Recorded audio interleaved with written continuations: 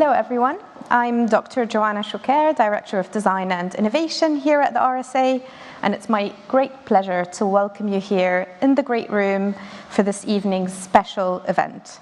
Welcome to all of those joining us online. It's fantastic to have you with us, and we're looking forward to involving you in the conversation in our session when we come to the questions and answers. We've gathered here tonight to tackle a provocative and yet hugely important question. Do we really value care?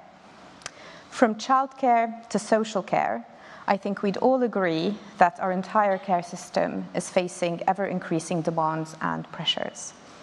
And yet the vital work of care, formal or informal, for the young, the elderly, and the sick, remains undervalued and underinvested in. And women remain overrepresented in the domain of care in both the domestic realm and in the public economy. So it's clear that our systems of care provision are ripe for a fundamental reimagining. But amidst challenging demographics and the evolving dynamics of modern family life, can we achieve a policy settlement that respects gender equality, meets the rising social need for care and connection, and properly rewards and recognizes those who provide it? To help us explore and debate potential answers to this question, I'm delighted to be joined by two highly distinguished expert speakers tonight. David Goodhart's new book, The Care Dilemma, has provided the catalyst for our conversation this evening. David is head of democracy at the think tank Policy Exchange, a founder and former editor of Prospect magazine, and an influential public thinker whose books include The Road to Somewhere, The New Tribes Shaping British Politics, and Head, Heart and Hand, The Struggle for Dignity and Status in the 21st Century. Joining David, we have the distinguished economist, Vicky Pryce. Vicky is Chief Economic Advisor at the Centre for Economics and Business Research, a visiting professor at King's College London, a former trustee of the RSA, and an advisor to many prominent boards and institutions. Her acclaimed books include How to Be a Successful Economist and Women versus Capitalism. So before we dive into our conversation, let's take a moment to welcome them both to the RSA stage.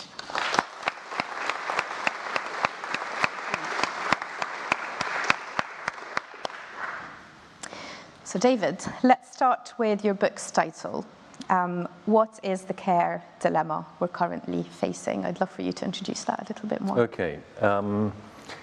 Well, so the book is full of facts and figures and policy ideas, but there's also a kind of philosophical idea underlying it, which is about the tension between freedom and the investment in the care that we say that we still want in our society, both in the having of children and the looking after of children, looking after the disabled and the elderly.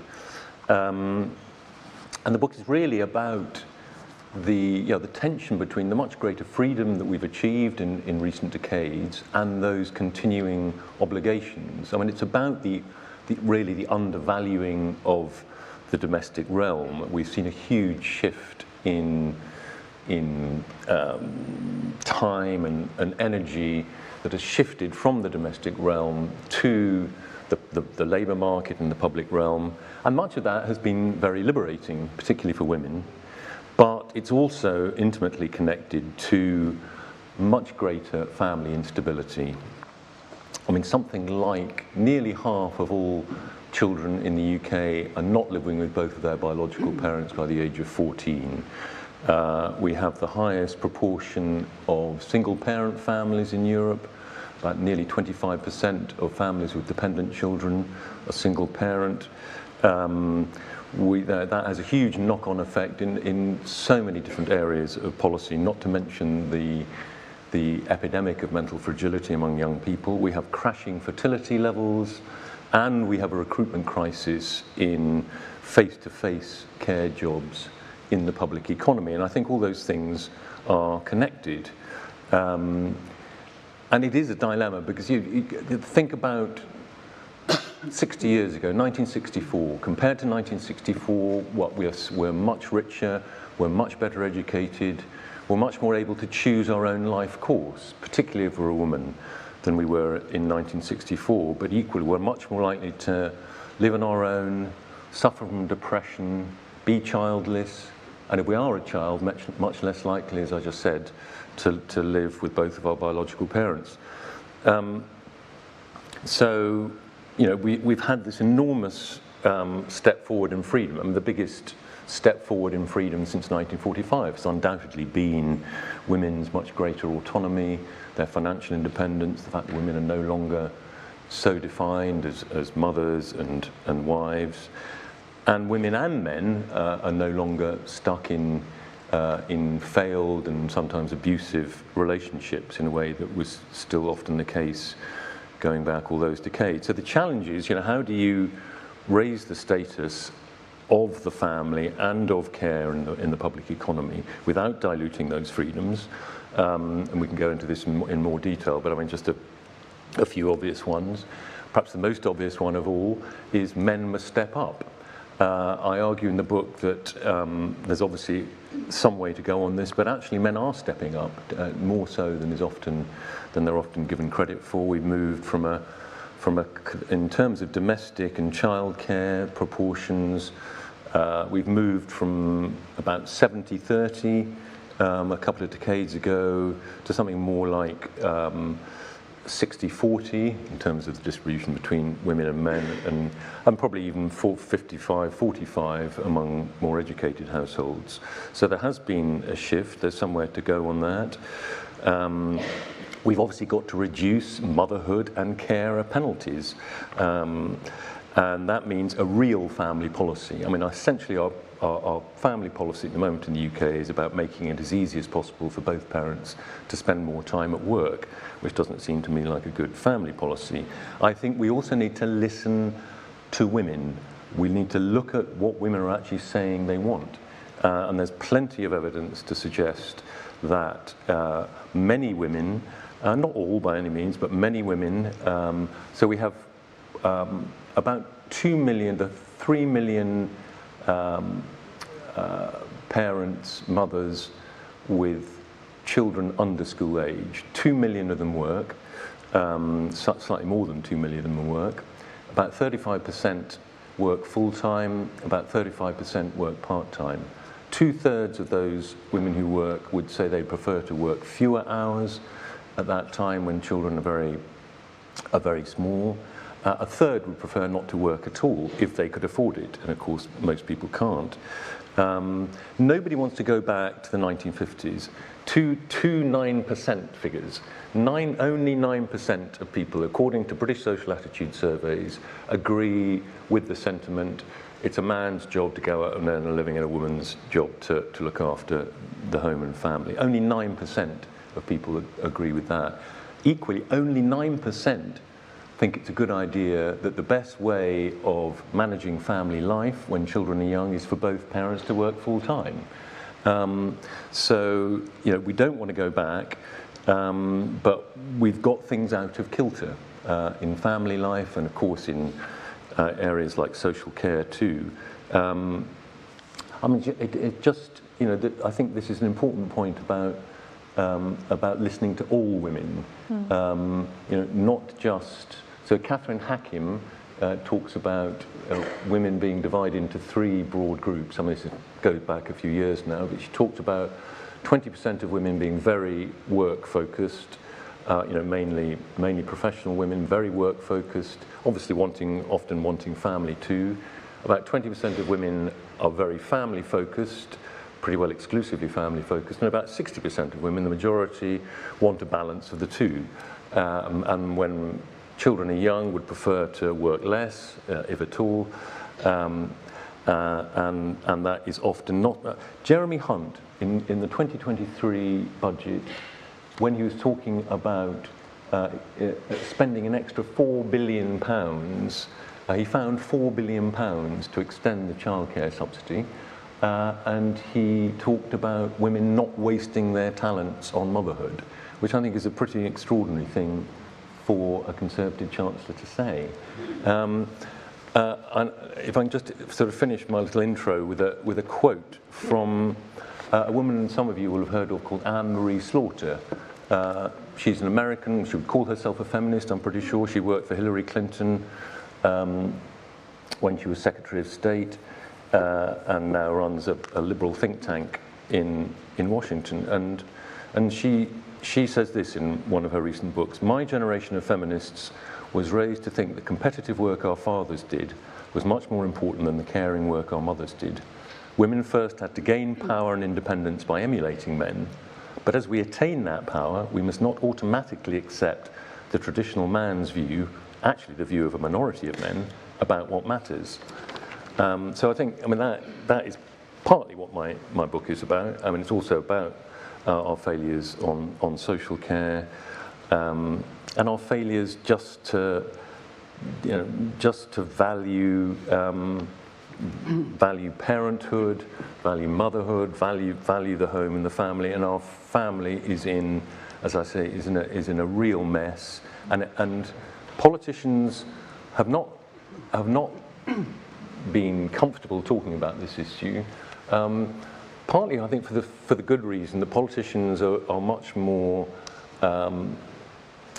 sensitive to being hypocritical than they were a few generations ago. I even heard Nigel Farage. This might be a kind of a small C Conservative approach to the family. It might be something you might expect Reform to rather take up. I saw him being interviewed by Jordan Peterson at this right-wing gathering, the ARC gathering, and he basically said, "I've been divorced twice, so I can't talk about it." And that sort of represents the view, that we allow our family structure, particularly in the bottom half of the income spectrum. Our families are in a complete mess, and I think it has a massive knock-on effect on poverty, educational performance, the criminal justice system. A quarter of people in prison were in care earlier in their lives. And it sort of seems to be the last taboo in British politics that we do. It seems to be something that's beyond politics, and these are not easy things to fix at all. I've got a few ideas we can talk about, but it's sort of off the table, and I think we need to put it on the table. Yeah. Great, thank you, David. It's a really helpful opening, and you've shared some start stats, and I'd love for us to dive into kind of how we got here a little bit more. You talk in your book about 4 key trends. You've already touched on less stable families and the fact that 50% of teenagers are growing up in households without their parents or away from their parents. Can you touch a little bit more on some of the other trends in your book? Yeah, one of the things that struck me more and more was, so not only have we had this huge change in the family's become, in the last 60 years, become a lot smaller, a lot looser, as we've discussed, and a lot more equal too. There are very positive things about many of these trends too. Back to the dilemma, but I do think that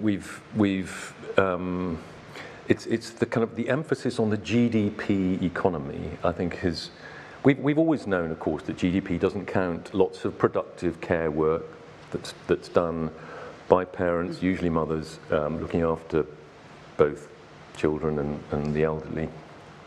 And we know that it's not the same as well-being, but it's sort of come to stand for well-being, I think. That the newspapers, the policymakers, the politicians all obsess about whether we're going to grow 1% or 1.5%. And actually, in an aging society, a low fertility aging society, where more and more productive work is actually being done in the home. But I think people, we talk a lot about social care, and perhaps we can get on to talk about some of the things we should be doing to finally sort social care. But only really quite a small proportion of the over 75s in the UK. There are about 5 million, no, 5.5 million people over 75 in the UK, and only about just over 500, only a bit over 500,000 people are in the elderly care system, either receiving domiciliary care or in a care home. So there's a huge amount of caring that is going down, it's so-called informal care. More than 5 million people, 1.5 million of them, you have to do a certain number of hours and then you can qualify for absolutely miserly care allowance. There's a huge, now, just imagine you're somebody on, say, quite a decent income, say 100,000 a year, you're a professional of some kind, you have an elderly parent who desperately doesn't want to go into a care home, so you, and you love your elderly parent and you don't want them to go in a care home, so you cut your hours in half, so you're then earning 50,000 a year, so GDP is cut by £50,000, and yet well-being has gone up, certainly for the elderly person, maybe partly also for the working person. The state may also be saving quite a large amount of money, depending on whether they qualified for social care. Actually, very few people do, so they may not. But you can see we're going to have more and more stories like that, where the whole kind of bias of public policy towards boosting, short-term boost to the economy by pushing young parents, usually mothers, out into the workforce when they'd far prefer to be at home, bringing in increasingly low-skill immigrants who are all going to cost us more in the long run, in order for a short-term boost to GDP and tax income now. And we're not, we're kind of burning our seed corn. We're not helping people create the children and the taxpayers and the workers of the future, but children who are well brought up, stable, productive people, and we're going to have to change. And I think it is going to be the economics that will force us to change. I think. I mean, the fact that our dependency ratio is is gone from what we had 5 workers to every retired person in 1950. We're now at 3. We're going to be at 2 in another 15 years or so. I mean, the economics of this are an absolute disaster, and we're just beginning to wake up to it. And I think that will push us, I think, into thinking more about how do we actually, create human beings. Yeah. That's really useful, and obviously, kind of the picture you're painting is the fact that kind of we're not really accounting for the value of care in our economy. Yeah. And then in your book, you kind of go further to actually propose some ideas and some policy interventions that can try and reverse some of that. Do you want to share some of these? Yeah, we are not only these two facts are probably related. We're an international outlier in family instability, but we're also an international outlier in the lack of support we give to the family, we don't properly support the family in the tax system. We do a little bit at the margin now, but almost all rich countries provide serious tax support for people who are bringing up children together. There are also, I think something that could help to, not on its own, but could certainly help to contribute to preventing so many families breaking up, and so many relationships break up when a child comes along. I think so many partnerships break up in the first 3 to 5 years, and it's partly because people's lives are so stretched. As I was saying earlier, a third of people with preschool children are both working full time, and the pressure is often just enormous. If we could make it easier for one parent to stay at home in those years, it would slow everything down, and I think it would make people appreciate family life more. And that shouldn't be too hard, and it shouldn't be too expensive. Quite a lot of it could be done just through sort of rearranging current flows of money. So we're now spending close to £9 billion a year on subsidising childcare in a very sort of top-down way.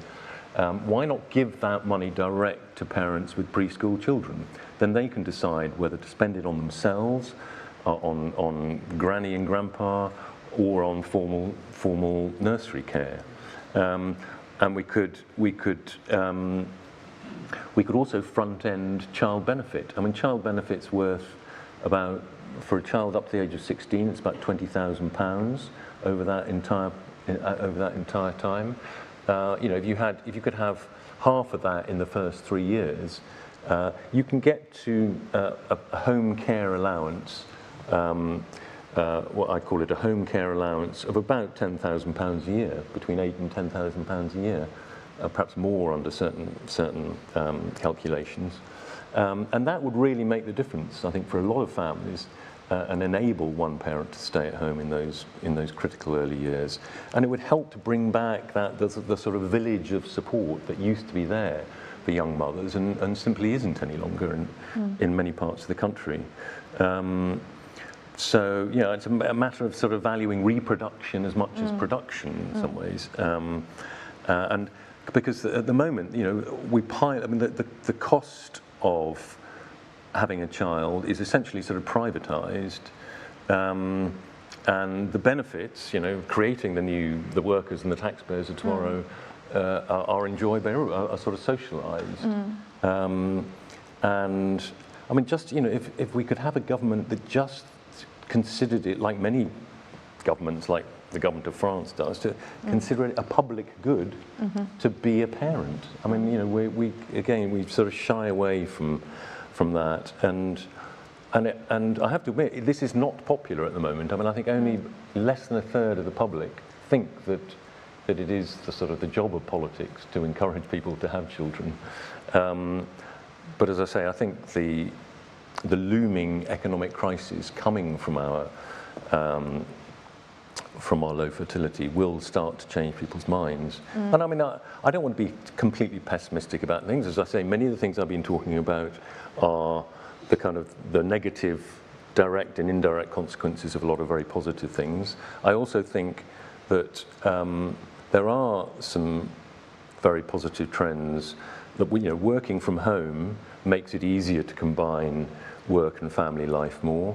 We've got, you know, AI is going to come. I mean, we're all going to be spending more time in the domestic realm, sort of whether we like it or not. We're an aging society. Old people are at home more. AI is going to mean more leisure time, and working from home will, and you know, if you look at who's the great American economist woman? She just won the Nobel Prize, Claudia Goldin, great feminist economist. She says, you know, working from home could be an absolute game changer for the, you know, one of the kind of last areas where women haven't really broken through is the so-called greedy jobs, the kind of top investment bankers and so on, these sort of 24/7 type jobs. And she argues the combination of sort of Zoom technology and working from work, you know, partly being able to work from home means that, you know, you don't have to, you know, every weekend rush off to Milan to sign some contract. You can do it on Zoom. So that it's good for equality as well. Yeah. Great, thank you, David. You've laid out some really provocative ideas, and Vicky, I'd like to turn to you. So David acknowledges at the beginning of the book, I think it's kind of one of the first few pages of the book, that early readers of the book detected a framing that concealed a call to women to return to hearth and home. Did you approach David's analysis with any skepticism or concern about the framing? Well, of course, I had a completely open mind when I looked at his book, as you'd expect. And I've known David for a very long period of time. So we disagree on a few things, but we're both Chelsea fans, and we suffer together right now. But yes, I mean, there are a few interesting issues. I mean, I think you're assuming, and you say that somewhere in the book, David, that women have now got to the point where they've achieved equality, more or less. This is what you were suggesting. You did acknowledge that in some areas they're not there. But in truth, if you look across the pay gap, it's there. The differences exist in terms of sexism in the city and elsewhere, and we've just been hearing it in the armed forces, in the NHS. There's been so much that has come out. And women also work quite a lot of the time part-time. So nearly 40% of women in the UK work part-time. And the reason why they do that is in order to look after their children, of course. So there is a lot of evidence that women do value working part-time and looking after the children. The only problem is that if there isn't that support for childcare for them to work full-time, they earn peanuts. Because those part-time jobs are in very low-wage occupations. And you see that women tend to get ghettoized into those low-wage occupations. They are also the jobs which our current Chancellor is penalising through the National Insurance Contributions increase, lowering the threshold that affects them quite significantly. And the gap in pay between full-time hourly wages and part-time hourly wages is 34%. Which really means that over the lifetime of a woman working, she accumulates so fewer earnings, very little in terms of pension wealth by the time they retire, and their families suffer. So interestingly, again, you make this point, David, in the book, that the lower you go down the pay scale and the income of a household, the more there is this family disruption that takes place. And that is because they don't have enough money. So actually what the government has done, I mean, you decried the 4 billion that Jeremy Hunt made available now that women can put their children in from 9 months. I don't decry it. I just think it should be directed to the families themselves, to give them the choice. There is no real reason why you can't do something there as well. For example, the 2-child cap that there is now, which is benefits, which is a real problem because that is indeed encouraging. The idea is to encourage them to not have so many children. This is the opposite of what you want to see happen. And also, of course, there is a benefits cap as well, which encourages them again to want to go out to work. But Jeremy Hunt, at the same time he gave this 4 billion, also gave everyone 20 billion. By lowering the national insurance contributions that everybody had to pay. So you can actually do more in this area if you wanted. And you could indeed redistribute. There is nothing wrong with thinking about a universal basic income. It's been discussed for such a long period of time. But a little bit like your suggestion, it is very expensive. It's going to cost tens of billions of pounds. There's absolutely no way we can go down that route. So you can forget that. And for the women, the interesting thing is as you look higher up the pay scale, there is a huge opportunity cost in giving up and looking after your children.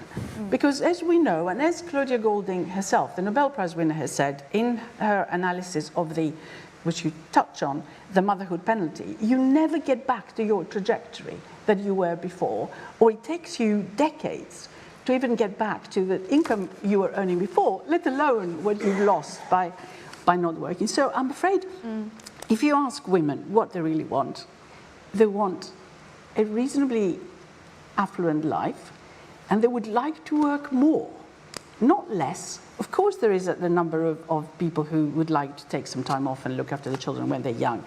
But what you have done in the book, which is the thing that really worries me, is that you have made a big point about analysing the fragility of the mental condition of young people whose parents both work.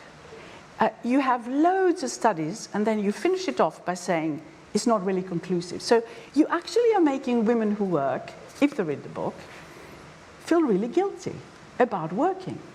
And I do remember, of course, an economist, because you are quite concerned about whether the evidence tells you the right thing. And I remember I was about to drive my kids to school, and I was listening to the Radio 4 where there was this woman researcher. It was either Exeter or Loughborough. If I can find her, I'd love to speak to her. But I can't remember her name. And she had done this study about, and it said, the children of women who work tend to be more obese than those who don't. Okay, it was a time when everyone was worried about processed food and all this sort of junk food and should we stop advertising, blah, blah, blah. So I was listening to this, and they were all waiting to go. I said, no, I want to listen to this. Of course, I could have listened to it in the car, but I would have missed what was going on. It went on for quite some time. And so there were all these suggestions about, is it because you have no time to prepare it, and you give them junk food when you come back, you get pizzas in, blah, blah, blah, blah, blah. And it carried on. And I started screaming, and my kids were thinking I was going mad.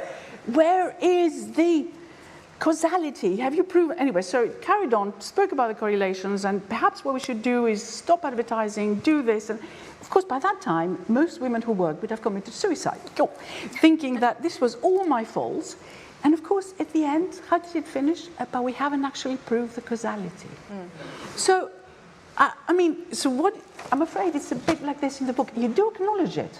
This is the interesting thing. But you got loads and loads of examples of studies which have shown this, you know, how young people, you just talked about care and how they end up in prison. We know the statistics, and it's absolutely true. But what you do in this book is make it almost a crime to be going out to work because you're endangering the children, particularly under the age of 2, who go into that. Yeah, I can read it out for you if you like. This is what you're saying. But I think you're confusing a couple of things here, Vicky. It's entirely possible. I mean, I'm talking about family breakdown, not about going out to work. Sorry, you mentioned sending them to nurseries as being bad for them. Well, I mean, there is a huge amount of evidence. There's a huge amount of evidence on this. And you said it's not conclusive in the book, again and again and again and again, and I've underlined Well, nothing is conclusive in human life. Causality. I mean, you know, it's not a natural science when you're dealing with human beings. But there is a huge amount of research that has been done on childcare, and there is a pretty broad consensus that, that long hours of childcare, formal childcare, under the age of 2, is not, on the whole, healthy for children. I mean, that's just a kind of unfortunate fact. Naomi Eisenstadt, the woman that was behind Sure Start, supports this. Now, you can argue about the exact timing. A lot of children in the Nordic countries go into formal childcare, usually between 18 months and 2. I mean, more conservative commentators on this subject, like Erika Commissar, would say it's got to be after the age of 3. But there is quite a lot of evidence. We got the famous Quebec evidence. The Quebec introduced very low-cost childcare back in the 1990s, and a lot of parents used it with very young children under the age of 1. And the results were pretty alarming.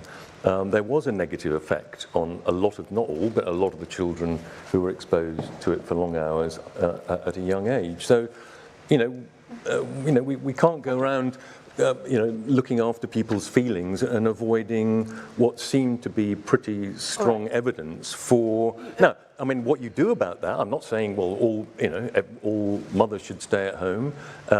We need a part-time work culture for men and women in those early years. You're considerably poorer if you work part-time. You end up in those types of jobs that I mentioned. And what tends to happen also when you try and share it between parents, and all the statistics are out there, the father feels that they're never going to really do well unless they show themselves at work all the time. So those statistics are out there. But the countries that are happiest are also the ones that are more equal and where the women actually achieve most, and they are the Nordic countries. So you look at that evidence and look at well-being, but I agree with you entirely in the area of we're not counting the right things. GDP is distorted, no doubt about it, and that all the work we do doesn't get monetized at home, and that's a real problem, so therefore it's of no value. And all that needs to change. There's been a big report, as you probably know, from Charlie Bean, ex-chief economist of the Bank of England, who assessed all that in 2015. There's been a big attempt to recalculate all this, so you're absolutely right by that. You're also absolutely right that people should be rewarded up to a point for what they do, particularly if they're looking after older people. But unfortunately, we can't go back to the system where the kids looked after their parents when they were getting older. First of all, they live longer. And second, they have now illnesses which are considerably more complicated than was the case before. Dementia, you need actual experts in order to deal with this. You cannot, unless you want to kill the person who's looking after them, you do need extra support coming in. And we know that this is important. And I'm afraid you finish the book by saying, if we do what I'm saying, work part-time or not so much, and have maybe the older people live with us as they get older, then we don't have to have the immigrants who come in to look after those people. Actually, we cannot possibly do that without the experts. We do need the experts. And the interesting thing, finally, about women sort of giving up is that obviously the higher you are in the pecking order in terms of incomes, the bigger, interestingly enough, the opportunity cost of giving up if indeed you don't get to your trajectory. And the less likely it is that you will be able to rise to the top of an organization. And just as a final example of this, so you see the picture of the Governing Council of the European Central Bank, which of course is now run by a woman, Christine Lagarde. And she has this sort of thing in the middle where there are 5 of them, of which one other is a woman, which is Isabel Schnabel, who is from Germany and an academic originally, which is great. And then the decisions on interest rates are made by the wider council. So then you have the picture of the wider council, which has the 20 heads of the central banks in the Eurozone. There isn't a woman head of the central bank. So, we're long, and we now are celebrating our first woman chancellor. We still haven't had a Bank of England woman as a head. We've made enormous strides. The fact that a few central bank governors are not women, more women now dominate in the professional field. The majority of women in, if you tot up all the lawyers and doctors and so on, women are absolutely smashing it in the professions. Far more are going to university than men. I mean, there are 1 or 2 areas. Claudia Goldin herself says that of the remaining effectively motherhood penalty, only about 20% of it is down to any form of discrimination. So, we've made great strides in that area. But, maybe I could just briefly talk about social care, because I do think, we sort of touched on that. And yes, we do have a ghettoization problem. We have all of these areas, like social care, which is about 80% female, nursing is about 89% female, primary school teaching about 85%. We've seen a massive movement, a welcome movement of women into STEM, into traditionally male-dominated professions. We have not seen a movement the other way, for the obvious reason, really, not so much with nursing, but certainly with the other sort of low-status, low-pay face-to-face care jobs, is that they are low status and low pay. So men are often not welcome in some of these jobs. But we'd put an enormous effort into the Athena and whatnot, and the kind of STEM, promoting women into STEM. We've done nothing similar for trying to encourage men into traditionally female majority areas. Pay them enough, that's why. But although interestingly, there are now about 300,000 men who work in social care. Social care has an enormous workforce, a lot of it part-time, about 1.6, 1.7 million. It's even bigger than the NHS. And as Una Smythe pointed out to me, who runs Skills for Care, 300,000 of those people are men, which is twice the size of the combined British Armed Forces. So, but what do we do about social care? We're clearly, on the funding, we clearly need some sort of care levy like they have in Germany or Japan, probably paid by the over 40s. We do want to draw down people's private funds too. I think one of the reasons why the issue hasn't been tackled is that governments are relying on the fact that people are living off this extraordinary property bonanza of the last 50 years, particularly if you live in more affluent parts of the country. You've had this kind of unearned huge capital capital one-off sort of hit, rather the opposite of a hit. And I think we ought to be able to design a system where, I mean, a bit like the pension system, where you have a kind of a basic care service provided from the sort of public realm, and then it's sort of topped up with money, particularly for those people who have all that housing wealth. But I mean, I think that social care needs to sort of come out of its shell in a way. I mean, social care is absolutely ubiquitous. We only ever talk about the NHS. We only see the NHS because it's got these damn big hospitals everywhere. But the social care is everywhere. I mean, around every street corner, there's someone who's receiving a domiciliary care worker, or there's a care home. But it needs to kind of open up, I think, and it needs a kind of. I think that social care should rebrand itself as the preventative service. Mm-hmm. You know, the job of the NHS is basically to sort of sort you out and send you out through the back door. The job of social care should be to stop you going, particularly if you're elderly, going through the front door of the hospital in the first place. Mm-hmm, mm-hmm. And there are all sorts of ways that could be done. I think, obviously, we need to pay social care workers more. There's very high turnover in social care. It's about 30% of people change job. Many of them stay in the sector, but it's a bit like retail or hospitality. And it needs to be more professionalised. And I think that if you, I mean, at the moment, you basically have managers and you have, the sort of frontline care workers. What it needs is something like an enhanced care, somebody who has some training to do sort of basic medical interventions, obviously not sophisticated ones, but someone who can do basic wound care, someone who can sort of give injections, give insulin injections, measure your vital signs and so on. That would require some training, and they'd be somewhat better paid than the kind of lower level care worker, and that would give the system a sort of sense of being part of a sort of broader sort of health labour market.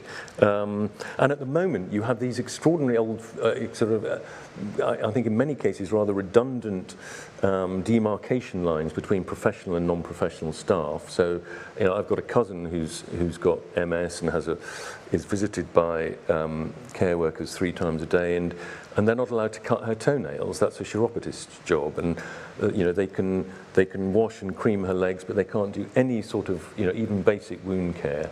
And this builds in massive inefficiencies. I mean, the whole system is fantastically inefficient. So if you introduced a few changes like that, I think you could sort it out. And it is a very poor reflection on us, I think, as a society that we have failed to sort it out. I mean, we've spent £9 billion on childcare subsidies, and I'm all in favour of those. But that £9 billion would also solve. You only need about £9 or £10 billion, and you could solve the social care problem. But we haven't done it. Thank you. I want to go back to Vicky. You're talking about gender inequality, and I want to unpack that a little bit more. Gender inequality. Oh, gender inequality. Yeah. So in your book, Women versus Capitalism, you talk about gender inequality being systemic, really, that it's deeply ingrained. There are still many market failures. You started to touch on some of that. Would you take issue with David's assumption in the book that the battle has been largely won for women in the modern workplace, but also on the other side, the flip side of the coin, what about the battle for more men in the domestic realm? Okay, well, we've touched on quite a lot of that. Mm-hmm. So the answer then I would just give very shortly is that no, we haven't quite got there, mm-hmm. For the reasons that I mentioned earlier. But yes, that the men are changing partly because I think COVID has been an amazing influence on all this. And the new men are different. That it may all change, unfortunately, back again. I mean, first of all, you found that women were the ones who were more likely to give up on their work during COVID because the stress was too great. And what may well happen now, and I can see that because of my own children and their children and how stressful it was at the time. Mm-hmm. And also the worry that now this trend is changing. So companies are beginning to force people to go back to work. And it's interesting also when you see in terms of the costs. I mean, the cost of living has been so great for many. And they all thought they could cut costs by just moving out of London or doing things differently. Certainly the sort of middle classes, you can just go and buy another house, possibly, and sell or whatever it is, or not rent expensively as they do now. Now they're all moving back. You see the trend changing in the housing market, all moving back into centres because they may well be forced to be going back to work a lot more. The civil service, of course, we've had the Conservatives saying that, God, Jacob Rees-Mogg, you've got to come back to work. And now that trend, strangely enough, is continuing a little bit. So people are forced to go back. So this may take away some of the advantages that women have. We call them advantages, but I can see it. I mean, I always had somebody living in an au pair who helped with the children. And I have to admit, David, that I did put them in a nursery for 9 months, and they probably say now that I was an appalling mother. There are 5 of them. And some are reasonably okay. I mean, some have gone slightly, but if they're listening, but they're all Chelsea supporters, yes. And that probably explains it all. Because if they had, a better upbringing, they would have chosen better, I suppose. So it is a difficult balance. There is no doubt about that. We're talking about husbands, but I can see my sons-in-law, seriously, doing so much more than was the case in my day. Yeah. However, I mean, you've got to just, I know you need to open it up to questions, but this drop in fertility rates, I mean, one of the things, I was doing this really interesting discussion with Paul Morland, who you know, with my Radix hat on, the Radix think tank, where he's written this book saying no one left. I can see the argument for improving the fertility rate, which is one of the things that you've got in the book, which I think is a very strong argument for, dependency ratios and so on. Of course, it's going to take forever to change. You have to really boost up your fertility. And if you're encouraging lots of people not to work, what happens to the economy in the meantime? I don't know. Where do you get the money to even pay for people stay at home? So that's a real issue for the economy. So his book is No One Left, because that fertility rate is going to end up after a few centuries with the population goes down. Some people say brilliant, because you're not going to use so much resource as you would otherwise. Climate change will be solved, So you will be fine. I can see the argument from that point of view, but the idea that you can actually change people's behavior because you're going to be giving them a little bit of extra cash and they're suddenly going to produce more kids. It's not going to be the case because the cost of living is so great. We were in an event together where the woman next to you said, but the only way I can stay at home and have a child is if I marry somebody very rich. And I'm afraid that is true for many of them because of the cost of living that's out there. And you've seen this fertility rate go down, and even in countries as diverse as Greece, where I come from, and Finland. And those 2 countries have the lowest fertility rates, despite the fact that Finland has amazing support. Yeah, they do. Yeah. So you can't get there, I'm afraid, David. I mean, that's the real thing. No, I mean, but we're absolute international outliers in the lack of support for the family. I'm not, and I don't disagree with that. Just going through the things I was talking about earlier. Recognising the tax system. Allow families to decide how the £9 billion is spent, front-end child benefit. That, I agree, that's not enough, but that would be a start. It's going to be a culture change, and people are going to, I think people are going to spend more time at home. They are going to recognise that there really is a public as well as a private. Being a parent is a good thing. It's good for your mental health. And also, we live in a world which is very competitive, and a lot of people, I think, are demoralised. We live in a world where the people who go to top universities and dominate the professions are presented to us as the kind of ideal, and most people cannot achieve that ideal because other roles have been sort of taken away in some ways in recent. Well, like parenting, like being a mother. I mean, but your child is much more likely to do well if you're able to support them through their lives better. So, for example, in Greece with very low fertility rate that I mentioned, somebody I meet on the beach, who I've known for ages, but he doesn't know anything very much about it, met one of my kids, and then said, "Oh, I met your daughter." And I said, oh, yes. Oh, you haven't met the others. Well, she's child number 4. And he said, what? And I said, yes, well, there are 5 of them. And he said, you have 5 children? And I expected he was going to say, gosh, aren't you brilliant? Instead, he said, why? So what's the matter with you? Why? What's wrong with one? Because you can help them with this. The university costs are so great. They, you know, you can spend a lot of attention to them. This is intensive parenting. This is one of the problems. That intensive parenting, is which has got, I think it's gone too far. Yeah. And it's driving everybody mad. And back to my, but my point is that not everybody can be a brain surgeon or a corporate lawyer, but most people can be a decent parent. You know, if we're looking for jobs. You're making huge assumptions there. Well, no, I'm Ask not. about children. I'm not. No, I mean, even you are a pretty good mum, I'm sure.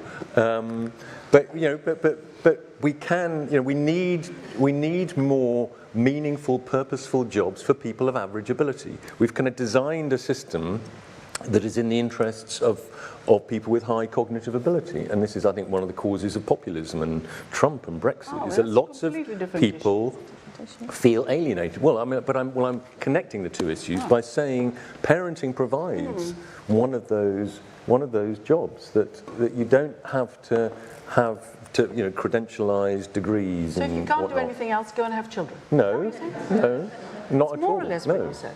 No, because you know, people want to be parents. I mean, one thing I completely disagree with you, and the data is on my side. You insist that women want to work more. Some women want to work more. Lots of women. We've got Department of Education survey done every year of women with preschool children. 2/3 of them want to work less. 1/3 of them want to stay at home if they could afford it. They cannot afford it. I've come up with a few ideas that would make it easier without actually increasing public spending. No, I mean, we agree with that. I did say they can't afford it. And that's because of everything else that's going around you. And also they cannot give their children the support that would be required. Anyway.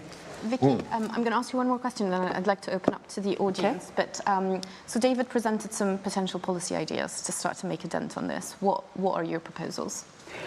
Well, in terms of respecting a lot more on the care side, I'm not going to talk about the parent side. I think that on the parent side, you need to definitely, because it is unfair, take away the 2-child limit for benefits. I mean, I think it's very unfair, and not because of anything they might do for work, but it is an unfair thing to, and take away the benefit cap, because if you do one, then they hit the benefit cap very quickly. So that's one of the issues. On the care side, in terms of social care and national health, health being put together in a way that makes huge amount of sense, that should be encouraged more. And we know there's a review going on right now. So I think hopefully David can be contributing to this. And I think I agree with that. And that it should be valued a lot more. Absolutely. The problem is, of course, we can't afford to either do, if you do little, as he's suggesting, tax changes to allow for people to stay at work, to stay at home more, and therefore give them an incentive. That is peanuts in terms of the impact that it's likely to have, in my view. If you were to do something more ambitious, then we can't afford it. Okay. So, especially now. So there's no much point in saying, no, let's do that. And the moment when taxes are going up, it is most unlikely we're going to be able to get that. But there's nothing wrong with the ideas. I think they're good, and I would be in favour of universal basic income if only we could do it. Yeah. Because it just covers the wider thing. And there was a suggestion also from the Resolution Foundation, if you remember, David, saying that every young person should be given £10,000, and then they can decide if they want to train again at the age of 18, if they want to do. And all these things are good ideas. And we did have this individual training account. Is that what it was used to be called? Which allowed people to do. I think all these are good, but again, I mean, the cost. It would cost only about £1.5 billion a year to have a £1 premium on the minimum wage for social care workers, and that would allow them to. I mean, I think that would. Most people like. I mean, social care is actually quite a popular job, but people can't afford to do it. I agree. Great, thank you. We're going to open up to questions from the room, and then I'll take a few questions online as well. I'm going to try and pool questions, so I'll ask you to ask your question, specify if you want to hear from David or Vicky or both. And then maybe I'll gather 3 questions. At the front, yes, please. Lovely, thank you. It's been fascinating listening to both of you, actually, because it is a stressful time, I think, for everybody. Personally, for me, I was a carer for 13 years. I wrote my book, Who Cares? My name's Sarah Chalice, How to Care for Yourself Whilst Caring for a Loved One, because the best part of 70% of carers fall ill, mentally or physically unwell, which I did as well. And of course, more and more of us are going to be caring for loved ones who are long-term sick. I also know of a few friends who are personally now long-term sick as soon as their loved one has fallen ill due to that continued stress. So you can understand how we really need to support the carers in our society and what ways we can do that. I'm also the carer representative on the Health and Wellbeing Board at Richmond, and there's 152, I'm sure you know of health and wellbeing boards. I think there's the only 2 of us in the country. We need a carer representative on all boards because most, when the papers come to the board, and it's also about ticking off the funding and where it's going, carers are missed out time and time again. And it not only then helps to educate those around the board, but those bringing the papers and then plugging those gaps where carers need to be seen. So I know we've been talking about family and how we can make life easier and better for all. But when it comes to caring for people who are very sick, and also last year as well, just one more thing I want to add and see what you think to all of this. From the Home Office, there was a paper, 1 in 6 domestic homicides involves a carer, a family carer, which is dreadful. And with that, though, as damning as that statistic was, we ended up, I gave a talk as well for Essex County Council for 250 healthcare professionals. And I think that was the first time you brought a lot of professionals together, to collaborate and go, what are we going to do about this? I'd love to hear your thoughts. Thank you. Thank you. I'll take 2 more questions. Yes, please. Yeah. Firstly, you mentioned about childcare at 9 months onwards. After 25 years, my wife's in preschool. The money that is being given is not enough, which is why preschools are closing. 2 preschools near us have closed as a consequence. Of course. The second thing is I retired early to look after my mother-in-law and terminally ill daughter. At 64, when they 3 had died, I couldn't get work. In my late 60s and now in early 70s, I'm carer for my grandsons 2 days a week because there's not enough funding. Great, thank you so much. And then one last question. My question is for David. You seem very enthusiastic about parenthood. But our country is more heavily populated than France, though a fraction of its size. There is the climate catastrophe. And I know that as somebody nearly 80, I will need to be looked after. But A, there are surely immigrants coming in the whole time that maybe we shouldn't reject. And B, there are lots, and I don't know the statistics, but there are so many young people, a record number, not in work or employment education, employment or training. So really, can you justify your enthusiasm about fertility? Sorry. Great. Another one? Should we take, let's take one more. And then we'll go back to online questions. If you can, I'll remind you what the questions are. Hello. What should companies, chief executives, boards of every single company in this country, shouldn't they have a duty of care?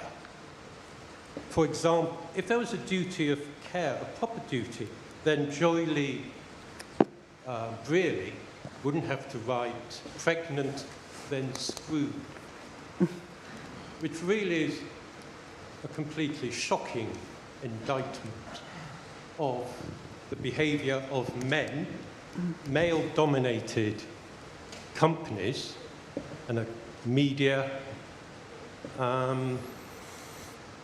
who think it's a bit of a laugh.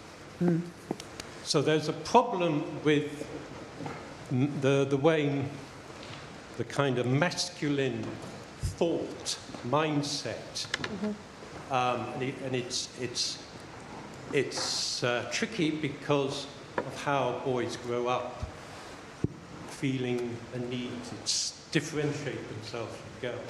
What girls do is less important. They're worried about what other men, other boys, other men think about them, being seen to be soft, tender. Great. And of course that is the major reason of stress in parenting is that conflict between the mother and the father. How interested is the father in what the mother's doing when the father's at work? So... Right, thank you. Okay. I think that's clear. So we have 4 questions. Feel free to lean in. So the representation and voice of carers, childcare costs and returns, the recruitment crisis in the social care economy, and company leaders and their duty of care. Feel free to lean in into any of the questions. Just to start with perhaps with the one in the front there. I mean, and then very interesting to think about well-being more generally, which was also touched there and at the back.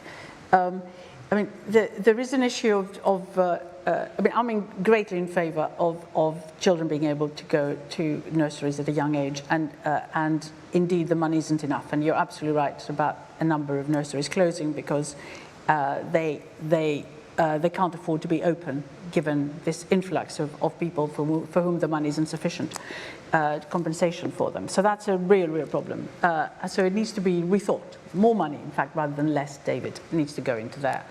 Then there's the other issue of discrimination that exists also for older workers, which is very obvious, for women in particular, but also for men.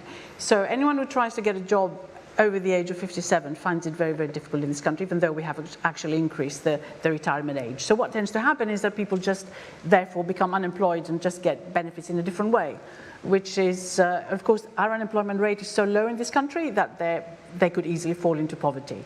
And that is a serious problem by comparison to loads of other places. So all people fall sick, and even that is slightly better pay, but you see what's going on right now, trying to get everyone to go back to work. Well, good luck to them if they actually manage to find a job above a certain age. So that's a real difficulty. And of course, this dependency ratio that we've got could be solved in a way if older workers, if people of a certain age, could actually go and work. So even Japan has finally recognized it, which is the country where most of the problem has already seen this problem happening, where they have the largest percentage of over 65s working of any country. We have quite a low one, but we sort of average the OECD.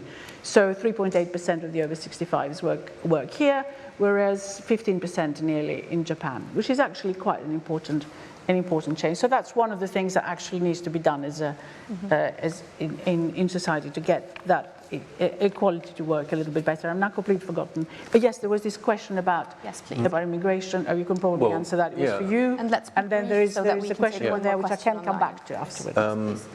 So yeah, I mean, on the immigration question, I'm going to have a section in the book. I mean, neither immigration nor technology is the answer, although they can both help at the margin. Social care is imported between 2021 and 2024, about 250,000 people, mainly from very much poorer countries.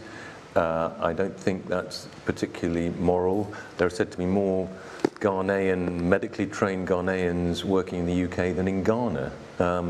This is not how we should be behaving as a rich liberal country. I mean, we do need young people. Otherwise the welfare state is not going to be sustainable, let alone the economy.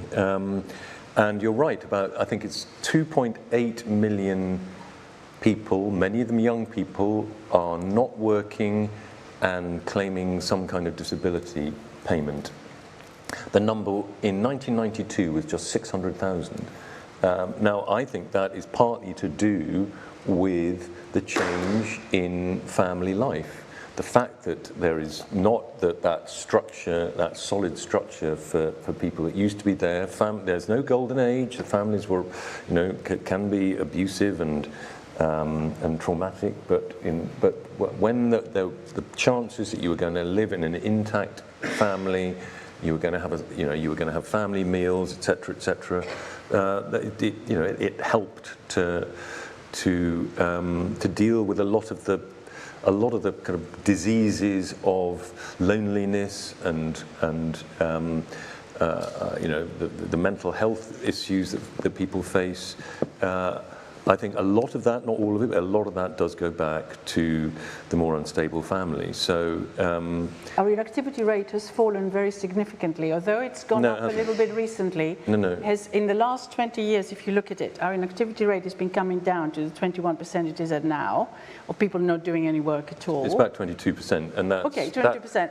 It's come down from that's low. I agree. It's low. But it's changed its composition. So there used to be a lot more stay-at-home parents, mainly mothers, and now there are a lot more people who are sick, basically. The proportion of the sick has gone up and the proportion of the stay-at-home parent has gone down. I know, a lot of it which is not a good... the two things, I think, are kind of related. So let's go to the question...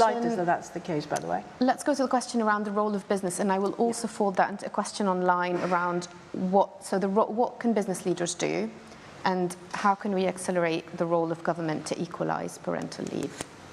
So what's the role of government?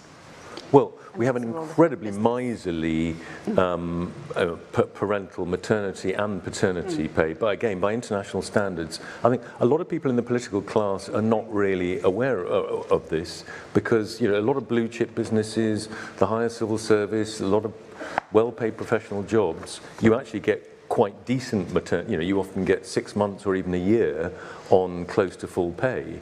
But for most people, it's 6 weeks on decent pay. It's 39 weeks on sort of 2p a week or something.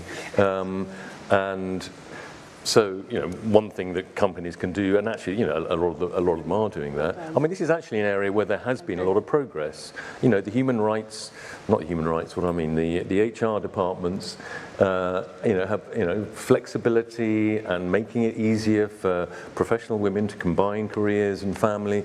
There have been huge advances in that area. I mean, no doubt that there is further to go, but I mean, I think this is. I don't think that that there are lots of businessmen sitting around plotting to sack women. Well, it's interesting that a number of firms have got their own childcare facilities now in order to encourage women to stay, which is really rather good. But they're in the minority, I'm afraid. So the interesting thing is that what I've written in the book, Women vs. Capitalism, is that a lot of the progress that women have made, and it's absolutely right that there's been a certain attitude which is hard to break, but legislation has helped to a very considerable extent. A lot of the progress that's been made is because of legislation, not because companies have suddenly become a lot more open to women, but because they had to. And yet, even though it's illegal, the HR, when there was a recent survey which showed that a third of HR departments, where they interview a woman, even now, despite the fact it's illegal, they will ask her how she's going to take care of her children, or how she's taking care of her children. They don't ask the man. So attitudes are, I'm afraid, very, very difficult to shift. They are shifting, as David is saying, they are shifting. But we have a way. But with a lot of push, and women do suffer as a result. So a lot more can be done. Fabulous. Thank you so much, David, Vicky. We are at time now, so we're going to wrap up. Thank you again to everyone for coming along this evening and for all of your excellent comments and questions. If you're a fellow of the RSA, you can keep the conversation going online on Circle. And those of you here in the great room, you can take the debate downstairs into the Muse Bar if you'd like to. If you're not a fellow, you can find out more about our research and impact programme by following the links in the chat online, or by visiting the RSA website. Outside, you'll also have the chance to get copies of the thought-provoking books that Vicky and David were talking about tonight, and take the opportunity to get your book signed by the authors themselves. Finally, a massive thank you to our speakers for what's been a fascinating and important and controversial conversation. Please join me in applauding Vicky, Pryce and David Goodhart. Thank you so much.